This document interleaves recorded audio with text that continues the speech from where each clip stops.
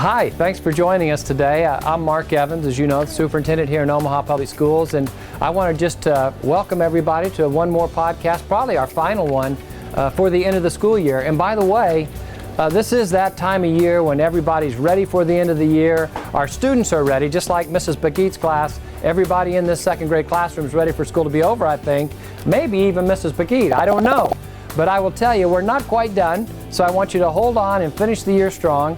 And I want to share a couple of things that'll kind of update you on what we've been working on the last few months. But before I do, I also want to give a special shout out to one of our special members of OPS, and that's Crystal Simpson, one of our finest educators who recently passed. And I want to ask all of our OPS family, community and friends to think about Miss Simpson's family, the Dodge Elementary School family, and keep them in your thoughts. It's very important that we keep them in your thoughts because that school will need and that family will need all of your thoughts. But as we finish the year, let me tie up a couple of other things too. Today I'm at Bell Ryan Elementary School, and the reason I'm here is because they're getting a brand new school.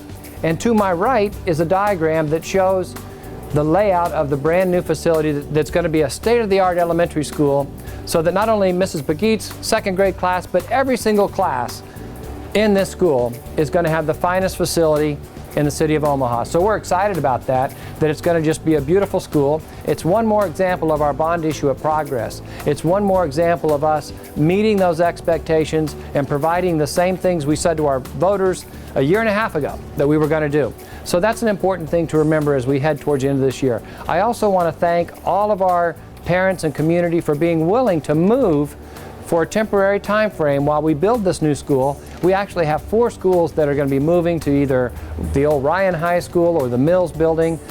For example, Bell Ryan is going to the Ryan High School, as is Western Hills. And then we've got Lothrop and Franklin, and they'll be going to the Mills building. So lots of movement. And on top of that, we've got 6th graders moving to 5 different middle schools, changing that configuration. So we have lots of activity going on this summer, and I know that means a lot to our teachers, to our students, to our parents, and everyone that's a part of those transitions. So I want to thank you all for those transitions. A couple of other updates just to let you know where we're at.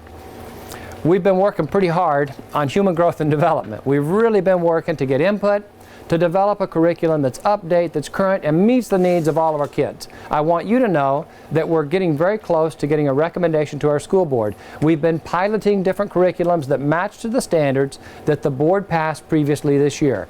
And so we'll be talking about that in our upcoming school board meetings, and I want the community to know, the parents, students, and staff to know that we really have worked hard to come up with something that's appropriate and something that's up to date. So those are a couple of things I wanted to mention.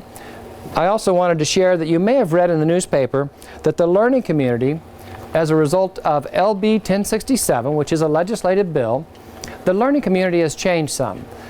Not all of it is going to remain the same in a year from now. The 95-cent common levy will no longer be there, but they have included the existing 2-cent common levy that takes care of all the early childhood, the North and South Learning Centers, and most of the other supports that come with the current learning community stay in existence. It's fairly complex, and we'll be sharing more with all the district leaders and all the district staff, but I wanted you to know that the changes immediately will not have an impact, but down the road we need to continue to look at how LB 1067 impacts all of our students. And we're going to be working really hard to identify what we need to work with our senators in regards to in the future. So I wanted you to know to be aware of that and think of that as we move down the road in that area. So a lot of changes, a lot of improvements, a lot of revisions, a lot of things that are going to make our district get stronger and stronger.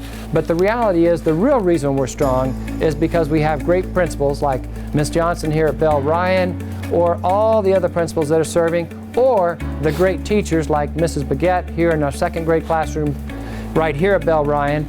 And that's what really makes us great. And we know that when our student achievement results come out this school year, we're going to see great improvement. We're going to see not only student achievement growth, we're going to see a reduction in the achievement gap, which is one of our strategic plan goals. So we're making headway. We're not where we want to be, but we're making headway.